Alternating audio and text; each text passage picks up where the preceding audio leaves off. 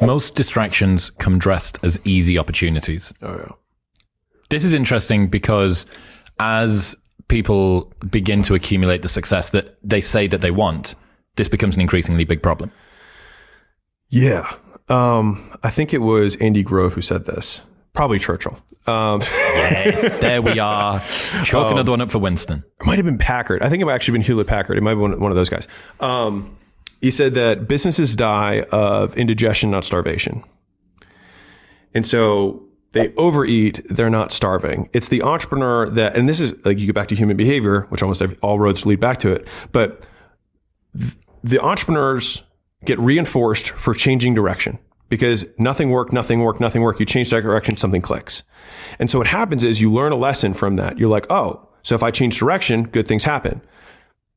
But that's not the right lesson, which is one of my favorite things about entrepreneurship is making sure that we learn the right lesson from the instance or the circumstance. It's like I hired a sales guy. He did a bad job. All sales guys suck. Not the right lesson, right? But that's actually something that is pervasive in even the internet community of like lessons that they'll tell the story and then they'll say the lesson. But sometimes all we know is the facts of what happened, not necessarily the thing you took from it.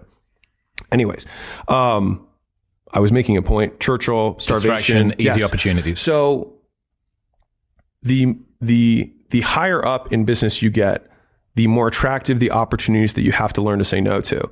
And this has been really hard for me because at every level, like I thought, great, I can check the box on distractions. I've learned to say no to $10,000 opportunities. But then when you're making $100,000, then you have to be able to say no to $100,000 opportunities. And the thing is I call it the woman in the red dress. But the woman in the red dress, have you heard this little analogy I have? No. Okay. So this is like one of my favorite analogies. So in the Matrix, Morpheus takes him through a training program to teach him one thing about agents. And so they're walking down the street and there's all these people going.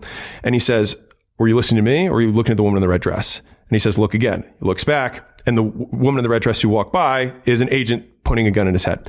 And I see distractions the same way, which is that the better you become, the more attractive the woman in the red dress is. And so you can say no to a 6, but what about a 7? What about a 12? Exactly. What about a hypothetical 1,000? Yeah. Right? Like that's really what it becomes because there is no limit on the upside. And so that's why having like some of the soft stuff of like, this is the vision, this is what we're trying to do. And there's 100 other things I could do, but each of the cost of those things is the one thing that matters most. And I think that one of the things that Layla's been so good at helping me with, and I think a lot of my success earlier on was propelled by the fact that like when I met Layla, I had a chiropractor agency, I had a dental agency, I had 5 gym locations, I had a gym launch business where we did turnarounds. I had all of those things going on and there was no CEO besides me. I was CEO of all of them because I didn't understand how this stuff worked. And I also made I made money from all of them, but no income. like everything was just enough to break even and it was 9 spinning plates. And it was because like I was so opportunistic and it's very classic new entrepreneur to just say yes to everything. And Warren Buffett said that the difference between really successful people and the most successful people, this is me paraphrasing, is that the most successful people say no to almost everything. And I've tried to take that because it's so hard. And I think that a lot of it's so simple and so hard, which a lot of success habits are, which is like if you do the same thing for a very long period of time, I think this is Shane, I can't remember the name, but I'll say that. Yeah, it's Churchill again. He said, success comes down to doing the obvious thing for an extraordinary period of time without convincing yourself you're smarter than you are. And I just love that quote. Why do you not need to convince yourself that you're smarter than you are if you're doing the same thing? I think it's because you think you can handle both. And so you're like, oh, I got this. Oh, okay. Because if you did think that you were smarter than you are, you would then start to take on more stuff. So a quote from John Maxwell, which I absolutely adore, that says, you cannot overestimate the unimportance of practically everything. Which is just fucking perfect. And it's Greg McKeown's Essentialism is one of my top 5 books of all time. And it's for this precise reason that it's an antidote to the type A fallout. Yeah. Right? I can do it all. I will do it all. Watch me suffer and bear this burden. And you go like, look, you can do the hard work thing, right? You can do that.